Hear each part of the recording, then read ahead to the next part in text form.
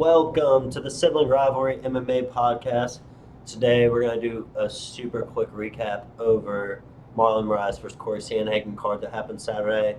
Then we're going to give our preview and predictions on UFC Fight Night Ortega versus Korean Zombie.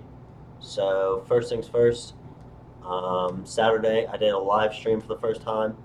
I'll probably be continuing to do that, at least every once in a while. I'll probably do it this Saturday since I'll be home. So be sure to tune in, hop in the chat. It was a good time. Watch me get hammered and just talk about fights. Yeah, and I should be in there this time too, so I want you to be him talking to you guys. I'll be there too. I'll talk to you. Yeah, so it'll probably be not as fun this time. So Moraes versus Sandhagen card. Sandhagen pulled off a freaking nasty spinning back kick knockout. Was dominating the fight. Marlon was really struggling to hit him. I thought the game plan for Marlon would be to throw leg kicks, which he did at first. He missed a few, but he did start to land. Then he completely went away from it and started headhunting and overextending and missing, which is what Sandhagen wants people to do. Wasn't surprised by that, but was surprised by the knockout. I didn't think there was really any way that Sandhagen would win unless he gassed him out, but he showed some power. Yeah, I don't know. And Marlon was looking pretty good up until then too. I thought I missed parts of it. I was at work, so I was kind of going in and out. But I don't know. Marlon kept doing that thing where he'd like go in real quick and he'd like pause and then throw like a real hard spinning back fist. Yeah. It was so weird looking. It looked like a cartoon. But yeah, I was upset about that one. I was winning my parlays up until that point. Walked away to go do something at work and came back, and Sandhagen was celebrating. So good thing about that is it at least should lock that up for Sterling to get his title shot, since he just beat Sandhagen. So yeah, I guess that's positive out of that one. Yeah, so hopefully when I was doing the live stream, I thought I want to see Sandhagen fight. Frankie Edgar was mine, maybe one of his title shot. I saw an Ariel in DC and Hawani. They talked about Sandhagen versus TJ Dillashaw because TJ can fight in January. That'd be a good one. Then another one I mentioned was Sandhagen versus Cruz because they fight similar, and I don't know what Cruz's plans are, but I think that'd be a good fight for him. But co-main, Edson Barboza versus Amir Khan. Edson looked really good. That was the best he's looked at 145, no doubt. He actually dominated the fight with his boxing, which is something that he doesn't do often, and I thought was weird because he's not with Mark Henry anymore, and it looks like his boxing got better. Dropped Amir Khan 2 or 3 times with a straight right. Dominated the fight and looked really good, and went for some submissions too. Yeah, looking good at 145. And then other than that, nothing really happened all night. Not true. I know, that's why I said that. That freaking knockout was so cool. He caught the kick, and then or the other guy caught the kick, and he threw that spinning back kick to the face. That was amazing. Yeah. And apparently he's going to get like $200,000 bonus on that, possibly. I mean, I don't know if that's really true, but that's what they're saying. Greatest knockout of all time. I mean, it goes up there with Edson Barboza versus Terry Adam, Hendo versus Bisping, Ngannou versus Overeem, Anderson versus Vitor. Yeah. Fucking Yair Rodriguez versus Korean Zombie. It's up there with those Yeah, ones. that's great. And then I kept noticing the rest of the fights, people were catching people's kicks, and I was like, somebody else is going to have to try that eventually, but nobody ever did. But I was like, I'd be scared to catch a kick right now. Yeah, so that card, when we did our preview and prediction, as this kind of happens often, when the card is stacked with big names, and we're like kind of disappointed about the names on the card, we're not disappointed about the actual card because I'm going to watch it. There's going to be great fights because that's usually what happens on cards like those with not a lot of good names. There's usually great fights. The prelims had like 3 really good knockouts in a row. And pretty much all the fights on the main card were pretty entertaining. So this week we basically have another one like that with this Ortega versus Korean Zombie card. I don't really know a lot of these people. Yeah, so to all of these people commenting on Facebook and YouTube and all that, getting annoyed by us, saying that they shouldn't have 3 people who've never fought in the UFC before on the main card, calling us casuals and talking shit. Shut up. Okay? Screw you. You didn't know those people were either. Nobody does. Yeah, so stop calling people casual so that you can make your friends think that you're all cool. You're not cool. Yeah, so that is the thing. Just because you're a hardcore fan doesn't mean that you can't want cards to have really good names. Like I want to see the best fighters fight the best fighters. I know everybody in the UFC is good, but I'd much rather watch the main card be filled with top 15 fighters fighting each other, moving up ranks than guys on the prelims or guys on that have never fought in the UFC. Because being a hardcore fan, that's why I watch the early prelims and the prelims, so I can watch guys like those and learn some new guys. But when the main card comes, I want to see some like big names I'm excited to watch and like actually am a fan of. Exactly. So yeah, not a casual just because I'm not excited to watch two guys I've never heard of fighting the co-main event of fucking cards. Screw you. Basically like this weekend, actually. So let's get into this. All right, main event this week. Actually, an awesome fight that has been scheduled multiple times, and I can't wait to watch. Brian Ortega versus Chan Sung Jung, the Korean Zombie. The winner of this probably fights Volkanovski for the belt, I would assume. Definitely if Korean Zombie wins. I don't know though. If Ortega wins, I don't think he deserves a title shot. Yeah. He hasn't fought since 2018, and his last fight was when he lost to Holloway. I know they're working on. It just depends how he wins this fight, maybe if he wins. But Zabit might be up there. Zabit was supposed to fight Yair Rodriguez a few times. I don't know what's happening with that. That's another one that always gets scheduled and doesn't happen. But yeah, Korean Zombie has looked amazing since he came back and was able to fight. Outside of his loss to Yair Rodriguez, where he got knocked out with like 1 second left, which is a fight he was winning and looked awesome in. He's been dominating since he came back. Started off 2017, knocked out Dennis Bermudez. Then 2018 had that loss to Rodriguez. Then last year he knocked out Honorio Moicano in under a minute, and then he knocked out Frankie Edgar in the first round, which was a short notice fight for Frankie. So Chan Sung Jung, when he's fighting, he's looking fast. He's hitting really hard. Probably the best he's ever looked. And I feel like people forget how good he was before he went on leave. He's always been a beast. We just didn't get to see him as much as we wanted to.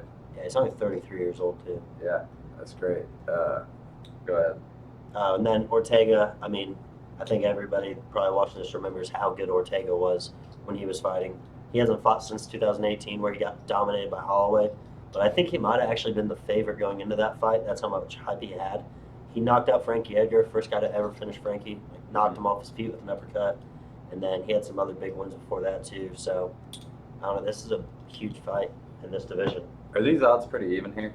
Yeah, I'll pull that up. You talk about the fight. Give your take while I look this up. Yeah, I'm going to go with Korean Zombie here. I think he's got a bit of an edge on their feet, and I think obviously Ortega has great submissions and all that. So if he gets to the ground, he could be in some trouble, but I feel like Korean Zombie will be able to keep it on the feet and at least outpoint him. I don't know, but they both seem to have pretty crazy fights too, like technical wars. So either way, I think it's going to be a really fun fight to watch, and I think Korean Zombie's going to get it done on the feet.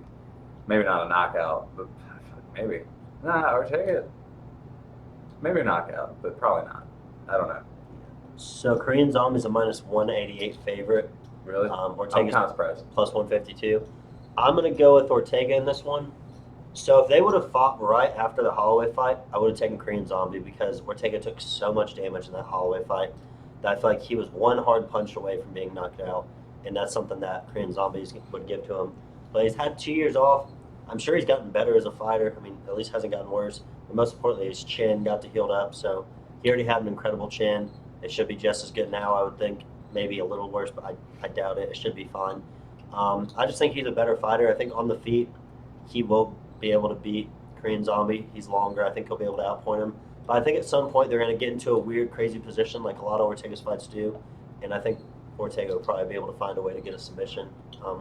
That he's fucking incredible on the ground. So yeah, he's great. I don't know. I mean, Korean Zombie definitely wants to keep it on the feet. And if he gets in trouble on the feet, then, I mean, it's pretty much over for him. You know, like he's not going to have that backup plan of get it to the ground and maybe secure a takedown and stay on top for a while and get some points. I think he's going to avoid that at all costs. I wonder if they can hear this fucking bird. I think that's a cricket. Whatever the hell's going on there. I don't know. I hope not. But, yeah, this fight's been supposed to happen for such a long time that I was almost like, did it happen and I missed it? There's been some drama between them. Like, they were all cool at first, and then apparently, like, all of a sudden Ortega is, like, slapping his translator. Like, maybe that's why I want Korean Zombie to win more, too. Like, that made me mad. I don't really care who wins. I like them both. I don't love either of them. Like, I've always liked Korean Zombie. I like Ortega, too. He's a cool dude. He does a lot of charity work and stuff, so Bren's gonna go kill this cricket or something, I guess. It's outside. Oh, maybe it's scared. Okay. Okay. Yeah, next fight, co-main. It's fucking exactly what we were talking about last time. We got Cyril Gain versus Anta D'Elia. Cyril Gain, 6-0 MMA record. He is 3-0 in the 3-0 in the UFC. UFC. Couple So submissions. it looks good. Yeah, he submitted Rafael Pessoa. He submitted Dontel Mays, and he beat Tanner Bozer, which I do remember that fight. That's actually a good win. Tanner Bozer, I'm pretty sure it's a Canadian guy that a lot of people were kind of high on. I lost the parlay from that. I do remember. I had Bozer winning. I think he was a decent favorite. And Gain pulled that one out. And the guy who's fighting his first fight in the UFC, go main event. So I mean, that's kind of what we were talking about. But No, he's great. You can't say anything. yeah, It's fucking awesome. If you're not hyped about this fight, you're casual. yeah, This fight is sick. yeah. Everybody's a huge fan of whatever this guy's name is. Walking D'Elia. trouble. D'Elia, yeah, walking trouble. D'Elia. I don't know. I mean, his first fight in the UFC. He's won his last 3. His last loss actually was to Tybura, who just fought this last weekend. And obviously, I didn't see that fight, but he lost TKO to leg injury, so I don't know if he was getting kicked in the legs a lot there. I don't know, but Tybura looked pretty good this last weekend against Rothwell, so I'm definitely gonna go with Gaines. Yeah, Gain is a minus 590 favorite. D'Elia is a plus 410, so walking trouble, not looking to win his first fight in the UFC. It's looking like I'm not really sure how this fight came about or why this is so high up on this card. I'm not going to really look too far into it. I'm going to go with Gain. Yeah. He has 2 submissions. If you're a heavyweight, you can submit people at all. You'll probably submit most of the people you beat at heavyweight. So I'm going to go with Gain by submission. Yeah, and I mean, this is also, it's heavyweight, so it can go either way. Yeah, and D'Elia is a Croatian guy, so I assume he's probably a kickboxer. He fights for Crow Cup. Oh, okay. He fights at his gym. Well, then, yeah, I'm going to go with Gain, getting it to the ground, getting the submission. And this next fight, are you ready to move on? I assume? Yeah. This next fight should be a coming event. I'm actually pretty excited for this fight. Chukagian versus Andrade. This should be a pretty good fight. Yeah. Chukagian's coming off back-to-back fights against the Shevchenko sisters. Obviously lost to Valentina and then beat the little sister. But she's got a lot of big wins in her career. Beats most of these like real tough girls. Yeah. She beat Jennifer Maya, who's fighting for the belt. Yeah. She's about to fight Valentina, the girl that just armbarred Joanna Calderwood. Mm-hmm. So. Yeah, which she's beat Calderwood, I think, too, right? Yep. Yeah. Beat Aldana. Yeah, a lot of good wins. Obviously, everybody knows who Andrade is. She was a champ. Slammed Rose on her head. But she's got back-to-back losses against Rose and Wiley. Yeah, Wiley Zhang. So those are the 2 like best girls in the world right now. So kind of hard to do that. I want to see Chukagian win this fight. I like her. And this is a tough one to pick. But I'm going to go with Chukagian because I honestly think it's that close and I just want her to win. They're both pretty well-rounded fighters. So this is, to me, kind of like a striker versus grappler type thing. Chukagian's tall, long, has good kickboxing. Andrade's shorter. She has a lot of power in her hands, but she does usually go for takedowns and stuff like that. I'm pretty sure Chukagian's a Mark Henry fighter. Yeah. I don't know. This is super close. This is probably the toughest fight for me, actually. I'm going to go with Andrade. I think she's going to out-wrestle her, just kind of grind her out. I think Chukagian might have some success on the feet, might be able to create some scrambles on the ground, but, I mean, Andrade was the best in the world. She beat a lot of really good people, so I'm going to go with Andrade by, I'll go decision. I think she'll kind of just wrestle her for 3 rounds, maybe get some good exchanges, but overall, I think she'll be able to control her. Andrade is a minus 152, Chukagian's a plus 124, so we're disagreeing on a couple of these here. But these are all really close fights that are tough to pick. So I could see any of them going either way. Next one, young fighter Jimmy Crute, 24 years old, a guy that had a decent amount of hype around him at light heavyweight. He's going against Modestas Bukauskas. Yeah. Crute, first fight in UFC, knocked out Sam Alvey, and I think they kind of tried to rush him right away. and he got beat up by Misha Serkinov, got tapped out in the first round. Then had a bounce back win against Michael, no idea how to say this, Aleksujitsuk, maybe. I don't know, some Russian dude or Poland dude. But bounced back and finished him in the first round. So every fight he's had in the UFC has ended in the first round. The guy he's fighting, Modestas, 26 years old. Looks like he just has one fight in the UFC where he knocked out, well, it says knockout at 5 minutes, so maybe the guy just didn't answer the bell. Andreas Michailidis. Yeah. Yeah. I'm going to go with Jimmy Crute. Yeah, Crute's really well-rounded. He's a great fighter. Beast. I actually do know him. I don't really know this other guy, but Crute's a minus 385, so pretty massive favorite, I'm sure for good reason. It's a guy that they're going to try to build, so I don't think they're going to give him a guy that they think is going to come out and beat him. I think they tried to push him way too fast, giving him Serkinov. I think a lot of people underestimate how good Serkinov is. Then he had to bounce back and won, so I'm going to go with Crute. I think it's going to be another first-round finish. Yeah, these guys like to go for the first-round knockout, so they probably will. Yeah. Yeah, I mean, that's all I got to say about that one. Nothing to get too into there. Then, last fight on the main card, we got Thomas Almeida versus Jonathan Martinez. Almeida, if anyone remembers, he was like another big name that they were really trying to push back in the day. They had him and Cody Garbrandt headline a fight night when really nobody knew either of them very well. And the winner of that was going to get pushed really hard. And I think Almeida might have been favored in that, and Garbrandt knocked him out. And he really hasn't been the same ever since, to be honest. That happened. Just fights once a year and loses lately. Yeah, so that happened in 2016. Then since then, he beat Albert Morales. And then he lost Jimmy Rivera. That was kind of the fight that they built Jimmy Rivera off of for a little bit. And then he just lost to Rob Font by knockout. So he's had a pretty unlucky run in the UFC, even though a lot of people thought he was going to be really good. And he's good on the feet. He's creative. He's only 29 years old. Jonathan Martinez, 26 years old. He's kind of been up and down. He started his career off beating Wuhili Burin and Pingyan Louis.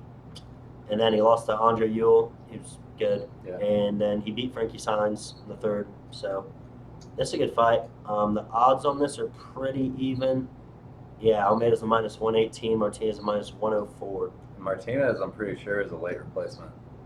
I think Almeida was supposed to fight somebody else last weekend. Yeah, I know. I've seen people calling out Almeida, so I think that's right. I don't know what week he was supposed to fight. Pretty sure he was supposed to fight last weekend. Yeah. So I think I might go with Martinez here, actually. It seems like he's been more active and more successful lately. But Almeida, he was really good. He's lost to good guys. I don't know. But he's just been inactive and getting beat up. So, I mean, it's kind of easy to go against him right now for me. Yeah, I'm kind of thinking the same, especially because Martinez has knockout power. His 2 of his 3 wins in the UFC have been by knockout. But I think I'm going to go with Almeida just because I know how good he can be. Like, it's hard for me to pick for him to lose against a guy that I don't really know all that well, and that just hasn't really stuck out. The guy's fought 4 times in the UFC, hasn't really stuck out to me. And he lost to Andre Ewell, who I think Almeida probably is better than. So I'm gonna go with Almeida. I think it might be a slugfest, might be a war. And honestly, I don't know if that's good for Almeida because I don't know if he can take the shots, but I'm gonna go with Almeida. All right. We got a lot of different picks tonight. A lot of good fights, though. A lot of close fights, hard to pick. So, should be fun to watch. Yeah, hopefully we get to do that stream this weekend. You guys can hang out with us and get drunk and watch fights. I'll be doing this. I'm going to do it for sure. Yeah. I'll definitely be doing it. I don't have anything else to do. So, yeah, I can't think of anything else off the top of my head that's been happening. Other than stuff we kind of already talked about, Conor and Poirier, sounds like it might happen. Tony Ferguson's upset about it. Yeah, I don't think there's a whole lot going on No, not really. that we haven't already talked about. So It's because it's only Monday. yeah, so a bunch of big news is going to come out probably in 5 minutes after we shut this off. That's usually what happens when we record. Something gets announced like right after, especially stuff we talked about. Like last week we talked about McGregor Poirier, and we're like, yeah, I don't know if it's going to happen. And then right after we stopped, they were like agreeing to fight each other basically. So that's usually what happens. But, follow us on Twitter if you do not, at Rivalry MMA. Shout out to Big Heads Media putting us on Apple, Spotify, Stitcher, all that good stuff. And be sure to tune into the live stream on Saturday. was a lot of fun last time. Should be even better this time. We will see you guys next time.